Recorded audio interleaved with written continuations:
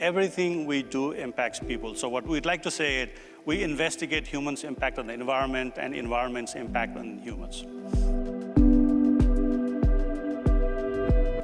We have the unfortunate circumstance where wildfires can be occurring in northern Southern California, Oregon, Arizona. Sometimes that's happened all at the same time, and that wildfire smoke can get transported to our region and sort of dump here in the valley. Communities need adaptability and the freedom and empowerment to pursue their own priorities.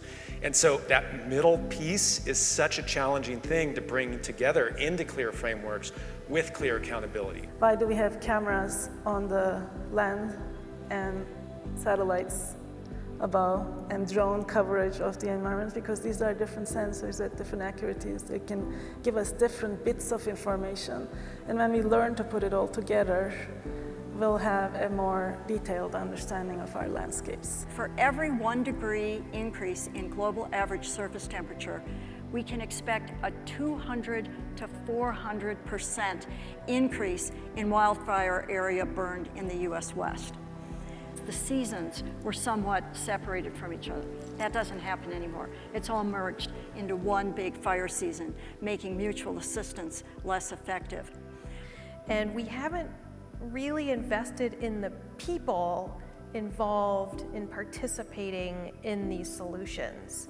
You know, we've invested a lot of time in the physical change that needs to happen and the science behind it, but we haven't spent that much time on the people that need to do it. The conversation tends to be dominated by land management and emergency response groups that have a stance where emphasize protection of life and property, and this is a narrative, right? And both of those groups tend to see the public as a problem that needs to be fixed. Not an asset, but a problem. And together, all of that adds up to a focus on technical solutions and tools over human behavior change. We also have to take place attachment into account. People live where they do, generally because they love that place. And so we need to recognize that in our discussions of how to better live with the landscape. You could argue the problem was created by top-down solutions.